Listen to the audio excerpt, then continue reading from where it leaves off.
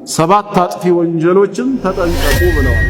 ያ ማለት በእስልምና ሰዎችን ለጥፋት የሚዳርጉ ከበባድ ተብለው የሚጠሩ ወንጀሎች ሰባት ብቻ ናቸው ለማለት አይደለም። እዚህ ጋር ሰባት ሲባል የተፈለገው ለሁለት ነገር ነው።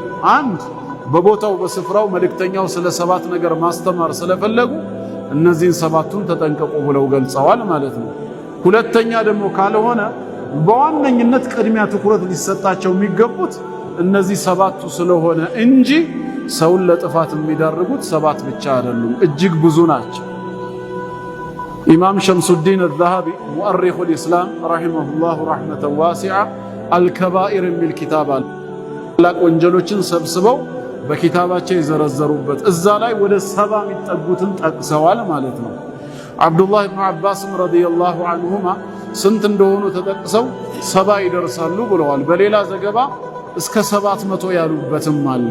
እዚህ ሐዲስ ላይ 7 ተብሎ ሲነገር ወይ በቦታው ማስተላለፍ የተፈለገው ስለ ሰባቱ ብቻ ስለሆነ ይሆናል። ማን ነው ሲባል አንዱ አሽርኩ ቢላሂ ዐዘ ወጀል በጌታ አላህ ላይ ማጋራት ተብሏል። ሁለተኛስ ወደ ኪታባችሁ ስትመለሱ ወቀትሉ ነፍስ ነፍስን መግደል፣ ግን ዝም ብሎ በልቁ አይደለም መግደል፣ አለቲ ያችኛዋን ብሎ ይገድበዋል። ሐረመ አላሁ አላህ እርም ያደረገው ኢላ ቢልሐቅ በአግባቡ ቢሆን እንጂ ያለ አግባብ መገደሏን እርም ያደረጋትን ነፍስ ማጥፋት ከሆነ ከትላልቅ አጥፊ ወንጀሎች ነው። በአግባቡ ከሆነስ ወንጀል አይሆን። ሰውየው ሰው ገሎ ከሆነ የተገዳይ ቤተሰቦች አውፉታ ተጠይቀው ለሱ በፍጹም አፉ ማለት አንፈልግም ካሉ፣ ወይ የደም ካሳ ተጠይቀው የደም ካሳም አንቀበልም የልጃችንን ደም እንዳፈሰሰ የሱም ደም ይፍሰስ ካሉ፣ የዛኔ ምን ይሆናል? ቂሳስ በተሰራው ጥፋት ልክ ማመሳሰል ግድ ስለሚሆን የሸሪዓው ፍርድ ቤት ዳኛ ወይም ቃዲ የሞት እርምጃውን በሱ ላይ ይወስዳል።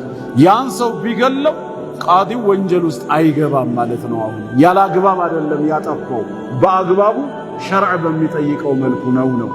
ወይም ሰውየው ለሞት የሚያበቃውን ወንጀል ሰርቶ ከተውበት በፊት ከነ ወንጀሉ እጅ ከፍንጅ ቢያዝስ ያ የወንጀሉ ቅጣት መገደል ሆኖ ከተገኘ በሸሪዓው ሚዛን ቢገደል ወቀትሉ ነፍስ የሚለው ውስጥ ገዳይ አይካተትም። እዚህ ጋር ወቀትሉ ነፍስ ያለ አግባቡ ሸርዕ በማይፈቅደው መልኩ ነው ማለት ነው። ግልጽ ነው። ይሄ ከትላልቅ ወንጀሎች ነው።